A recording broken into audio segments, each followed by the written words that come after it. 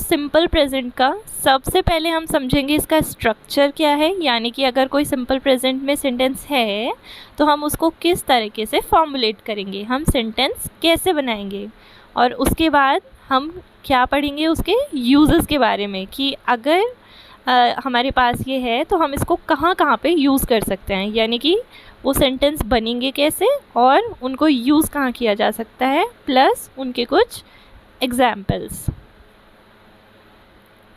फिर से हम थोड़े बेसिक पार्ट पे आते हैं और ये समझते हैं कि सेंटेंस हमारे होते कितने टाइप्स के हैं। वैसे तो काफ़ी होते हैं, लेकिन जो मेन है जिनके हमें स्ट्रक्चर पढ़ने हैं वो है कौन कौन से, पॉजिटिव सेंटेंस, दूसरे negative sentence, and third is the interrogative sentence. Positive sentence जिनमें नॉर्मल बातें होती हैं, फुल स्टॉप में वो एंड होते हैं। नेगेटिव सेंटेंस वो होते हैं जिनमें नेगेटिव वर्ड्स आ रहे हों। नेगेटिव वर्ड्स कौन से होते हैं, ना, नहीं, नहीं जाऊंगा, नहीं करूंगा ये काम, मैं नहीं खाऊंगा, यानी कि जिसमें भी नो या फिर नॉट आपको दिखाई देगा वो होते हैं कैसे, negative sentence. And interrogative sentence बोलते हैं क्वेश्चन मार्क वाले को, जिनमें भी कुछ पूछा जाए, कोई भी क्वेश्चन जहाँ पे होता है वो होंगे इंटेरोगेटिव। अब हम मूव करते हैं इनको स्ट्रक्चर समझने पे। फर्स्ट हम करने वाले हैं पॉजिटिव सेंटेंस। पॉजिटिव, अब देखिए ये मैंने आपको बताया था कि कोई भी अगर सेंटेंस होगा तो उसमें सब्जेक्ट वर्ब एंड ऑब्जेक्ट तो आना ही आना है। सब्जेक्ट वर्ब एंड ऑब्जेक्ट आएगा ही आएगा। अगर सब्जेक्ट हमारा सिंगुलर है तो उसमें एस या ई एस आ जाएगा, और अगर वो प्लूरल है तो फिर कुछ भी आने की ज़रूरत नहीं होती। पॉजिटिव सेंटेंस की जब हम बात कर रहे हैं, सेम रूल, कुछ भी इसमें नया नहीं है। See, it is subject verb and object. अगर सब्जेक्ट सिंगुलर हुआ यानी कि ही, शी, इट या फिर नेम के साथ में एस या ई एस लगा देंगे, अदरवाइज़ हम कुछ नहीं लगाएंगे।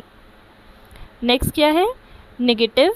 नेगेटिव में भी देखिए कुछ भी डिफरेंस नहीं है, सब्जेक्ट वर्ब एंड ऑब्जेक्ट है इसमें भी, लेकिन क्योंकि ये नेगेटिव है तो हमने इसमें सिर्फ डू नॉट या डज नॉट लगा दिया है। इसका भी रूल आप लोग समझ चुके हैं। अगर प्लूरल है यानी कि आई, वी, यू, दे, तो हम क्या लगाएंगे, डू, और अगर है सिंगुलर ही, शी, इट, तो हम उसमें एस या ई एस यानी कि डज लगाएंगे। सो नेगेटिव में सिर्फ ना या नहीं वाला ये एक पार्ट इंट्रोड्यूस हो गया। सो क्या लग जाएगा, सब्जेक्ट, डू नॉट या does not, then verb and object. Next आता है इंटेरोगेटिव। इंटेरोगेटिव मीन्स जिसमें भी आपको एक क्वेश्चन पूछते हैं। तो अगर आप क्वेश्चन पूछते हैं तो आपका सेंटेंस किससे स्टार्ट होता है, डू या डज से। ये हमने अभी पीछे देखा, जब भी आपको एक क्वेश्चन पूछेंगे सो वो डू या फिर डज से स्टार्ट होगा। ये हमारा सेंटेंस स्टार्ट हुआ डू या डज से, उसके बाद again it is subject verb and object. कुछ भी न्यू नहीं है, सारे ये जो टाइप्स हैं ये बस देखने में लग रहे हैं कि हाँ इतने सारे हैं, लेकिन सब बिल्कुल नॉर्मल और सेम है, इनमें ऐसा कुछ भी नहीं है जो आप याद करें अलग से। नेक्स्ट इज़ अगेन, अगर आपको कुछ क्वेश्चन पूछना है, उसमें भी अगर किसी का नेगेटिव वे में पूछना है, एक तो आपने इस तरीके से पूछा क्या तुम वहाँ जाओगे, और एक आप इस तरीके से पूछ सकते हो क्या तुम वहाँ नहीं जाओगे, तो ये हमारा नहीं यहाँ पे इंट्रोड्यूस हो गया, डू या does, then again subject verb and object, और उसमें सिर्फ और सिर्फ हमारा नेगेटिव होने की वजह से नॉट आ गया। सी द नेक्स्ट टाइप, ये जो डू या डज होता है, जब हम इसके साथ नॉट लगाते हैं और अगर हम थोड़े लेज़ी हैं और हम दो वर्ड्स अलग अलग नहीं लिखना चाह रहे, हम लोग बहुत आलसी हैं, हमें एक ही वर्ड लिखना है, तो हम उन दोनों को मिला के लिख देते हैं, कॉन्ट्रैक्ट करना इसको कहते हैं। एंड डू नॉट का कॉन्ट्रैक्शन होता है डोंट, एंड डज नॉट का कॉन्ट्रैक्शन होता है डजंट। सो डोंट या डजंट स्टार्टिंग में आया, then again subject verb and object, rest part is again the same. इनके एग्जाम्पल्स भी देख लेते हैं, आपको और अच्छे से क्लियर हो जाएगा। जैसे कि हम फर्स्ट वाला लेते हैं, कोई भी पॉजिटिव सेंटेंस है, सब्जेक्ट वर्ब एंड ऑब्जेक्ट आना है, कुछ नया नहीं है। अगर प्लूरल है तो कुछ नहीं आएगा, सिंगुलर है तो एस या एस आ जाएगा। जैसे कि ये हमारा फर्स्ट एग्जाम्पल है। अब हम रूल्स नहीं देखेंगे, हम डायरेक्ट यहाँ पे देख के कर सकते हैं। आई, आई हमारा सब्जेक्ट है, कैसा है, प्लूरल है, तो इसलिए जो वर्ब हमारी आई उसमें हमने कुछ भी एक्स्ट्रा नहीं लगाया। And then finally object, I see you, subject verb and object, plural है तो कुछ नहीं लगाया। अगर होता ही शी इट, जैसे कि यहाँ पे ही आया है, ही सब्जेक्ट हमारा कैसा है, सिंगुलर, तो हमने सेट में एस लगाया है। Next is I do not see you, ये सिर्फ उसका निगेटिव पार्ट हो गया। I is the subject, do not negative के लिए, डू क्यों आया, क्योंकि सब्जेक्ट प्लूरल है। आई वी यू दे के साथ हम क्या यूज़ करते हैं, डू। ही शी इट के साथ क्या यूज़ करते हैं, does. I do not, then verb and finally object. Next is do I tell you, क्या मैंने तुम्हें बताया था। सो क्वेश्चन आप पूछ रहे हैं तो यानी कि डू या डज से शुरू होगा। डू आई टेल यू, आई कैसा सब्जेक्ट है, प्लूरल, इसलिए हमने क्या लगाया, डू। अगर सिंगुलर होता तो हम क्या लगाते हैं, डज। जैसे कि डज शी टेल यू, क्या उसने तुम्हें बताया, या फिर डज ही टेल यू, क्या उस लड़के ने तुम्हें बताया। डू यू नो मी, क्या तुम मुझे जानते हो। डू कब आया, जब भी हमारा सब्जेक्ट प्लूरल होता है। अब क्योंकि यहाँ पे डू है, अगर डू या डज है तो फिर जो वर्ब है उसकी हमेशा बेस फॉर्म आती है, यानी कि V1। आप उसमें कुछ नहीं लगाओगे, ना एस ना ES। अगर डू डज या डिड है तब आपको SES का भी कुछ देखने की ही ज़रूरत नहीं है।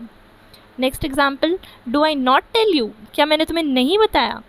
सो डू सबसे पहले क्वेश्चन पूछा है क्योंकि सब्जेक्ट के अकॉर्डिंग, जो कि हमारा कैसा है, प्लूरल, इसलिए आ गया डू।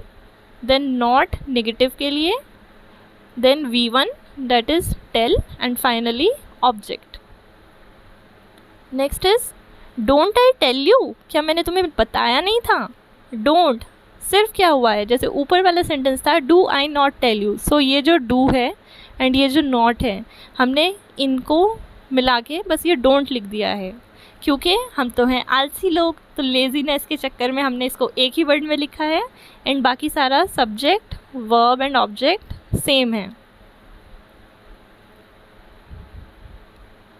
नेक्स्ट एक इसमें आती है डबल इंटेरोगेटिव। डबल इंटेरोगेटिव में क्या होता है, जब भी आपको जो भी आपका क्वेश्चन है उसमें WH फैमिली वाले वर्ड्स आते हैं। वो क्या क्या होते हैं, जैसे कि व्हेन, यानी कि व्हेन, वेयर, व्हाट, व्हाई, क्यों, कहाँ, कब, कैसे, विच, कौन सा।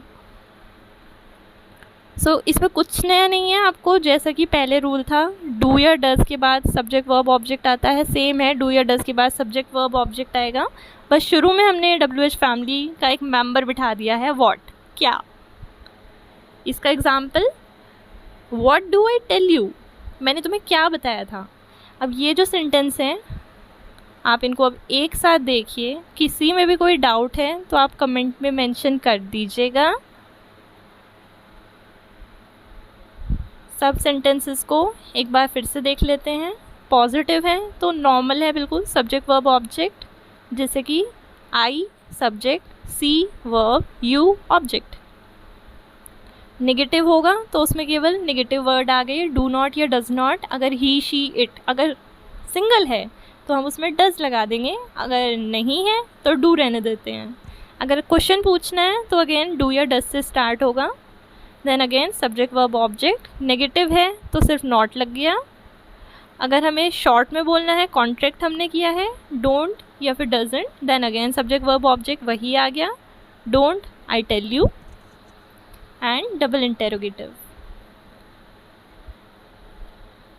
सो ये थे हमारा स्ट्रक्चर एंड उनके एग्जाम्पल्स।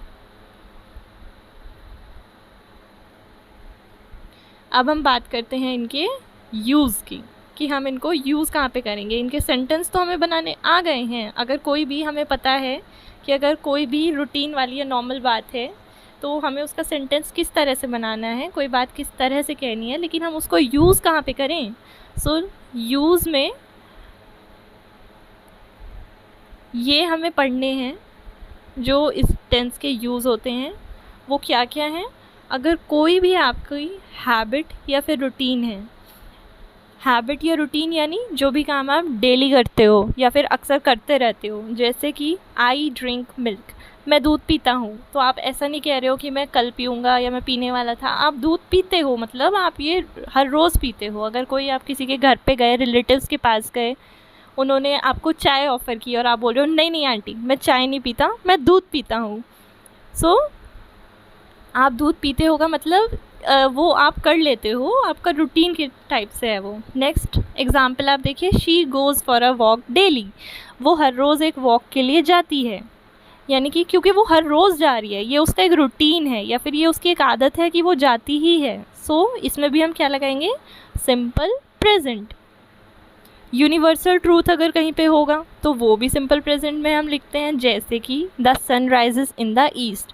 अब भले ही इस टाइम पे रात हो रही है और आप ऐसे किसी को बताना चाहते हो कि भाई जो जब सुबह हो जाएगी ना तो सन ईस्ट से निकलने वाला है, तो आप ऐसे नहीं बताओगे। या फिर अगर आपको ऐसे बताना है कि सन ना ईस्ट से निकला था, तो आप उसमें वॉज नहीं लगा सकते, आप फिर भी उस सेंटेंस को हमेशा यही बोलोगे कि sun rises in the east, कि सूरज जो है वो ईस्ट से निकलता है। अब चाहे वो निकलने वाला है या निकल चुका है, कुछ भी हो रहा है, आपको हमेशा उसको सिंपल प्रेजेंट में ही लिखना है। क्यों? क्योंकि वो एक यूनिवर्सल ट्रूथ है। यूनिवर्सल ट्रूथ मीन्स जो पूरे यूनिवर्स में आप कहीं भी चले जाइए, आप किसी भी कंट्री में जाइए, हमेशा सन ईस्ट से ही निकलेगा। नेक्स्ट हम कहाँ पे यूज़ करते हैं, जब भी कोई हेडलाइन या फिर कोई कमेंट्री हो, जैसे कि हेडलाइंस यानी न्यूज़पेपर में जो हेडलाइंस आती हैं। जैसे कि अभी एक फेस्टिवल चल रहा था, फ्रांस में एक फेस्टिवल होता है, फिल्म का होता है वो बेसिकली, जिसका नाम है केन्स।